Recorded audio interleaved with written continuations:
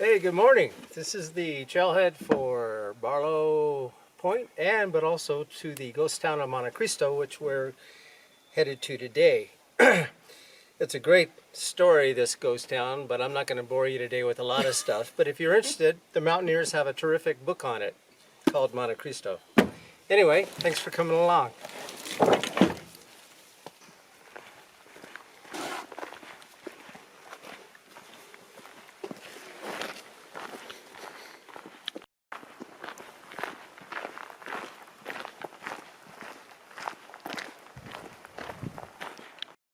A lot of goat's beard flowers along this trail.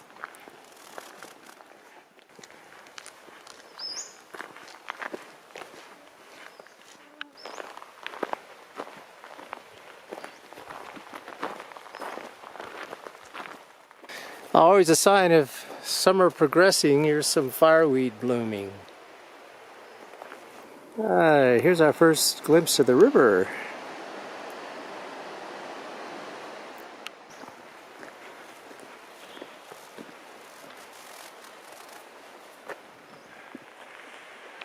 My favorite character in all the history was a guy named Joe Pearsall. He was the half prospector, half mountain goat who discovered the rich mining veins in the hills around here, having climbed some rugged, very steep stuff that would make the mountaineers proud. That was in 1889. And after that, it just was history. This became known as the richest mining district in the entire state and possibly in the entire country. So Joe Pearsall, though, was kind of like a gypsy, and when the Klondike happened, he only kept a few small claims and kept going, so he avoided the bankruptcy that a lot of other people experienced here. And I'll tell you more about that later.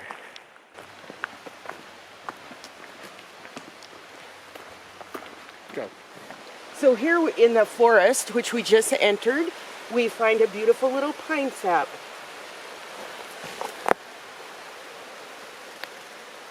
Start over now. Here we just found one of our beautiful orchids in the Pacific Northwest. It's a coral root. Okay. So here we have a side bell, which is in the wintergreen family.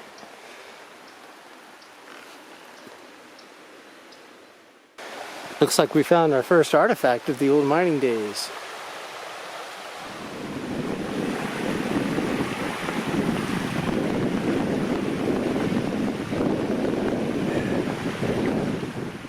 And here's the actual twin bridge, old rail bridge across the South Sauk River we're on.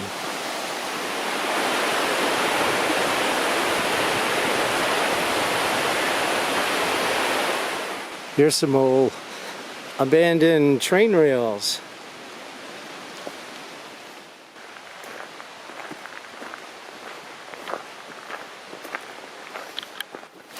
Here's the side of one of the later structures, a camp for handling the mines that were later built up in the Gothic Basin. Taser.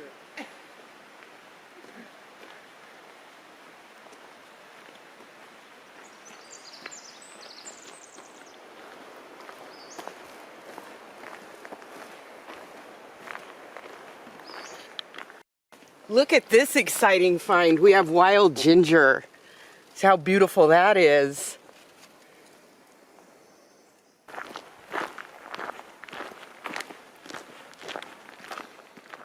Here's a plant you want to avoid hiking. This is stinging nettle. I want to give you a good look so you can recognize it.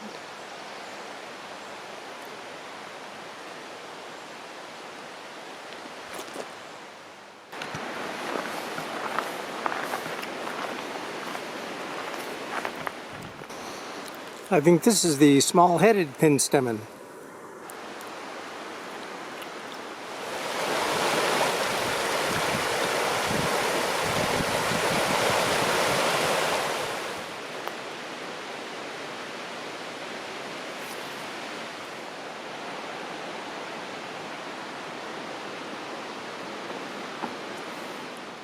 And here is Silvertip Peak, I believe. On the other side of it is a lake, and Poodle Dog Pass should be somewhere on the other side of that.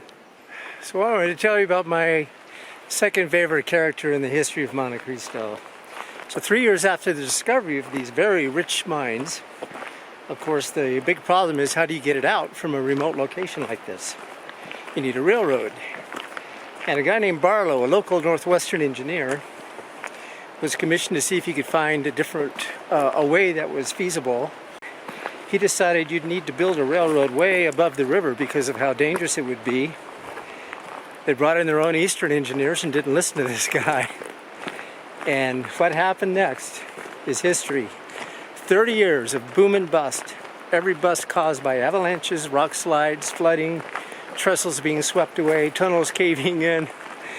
Just what a mess. If they had just listened to this guy, Barlow, who lived up here, this could have been one of the wealthiest mining districts in the country. Hey, we're here. Ghost town.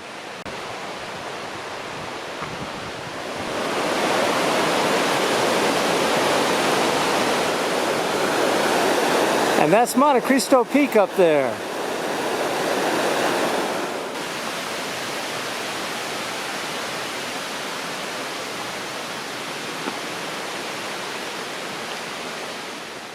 Here's an old ore car.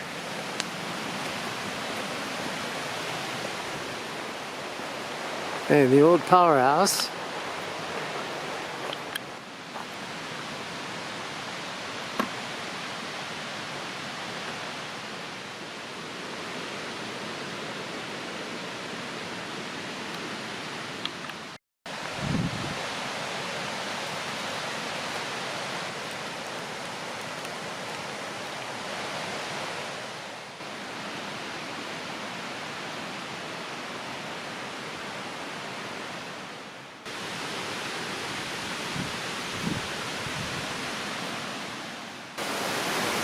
So you've seen the lower part of Monte Cristo. Now we'll move on up Dumas Street to see the main part of town.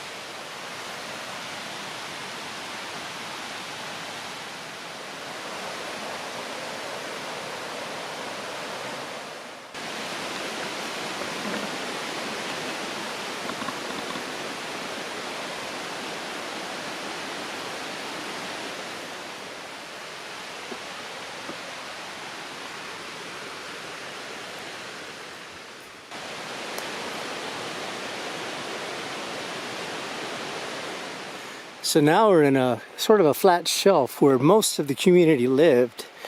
There would have been dozens and dozens of cabins in here.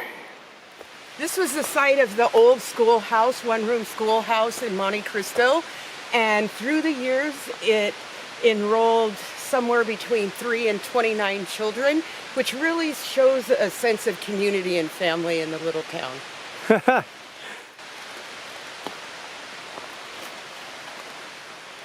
At one of the lower trailhead kiosks, they have cool brochures with maps. That's how we're able to identify all these for you. So if you hike it, make sure you grab one of these.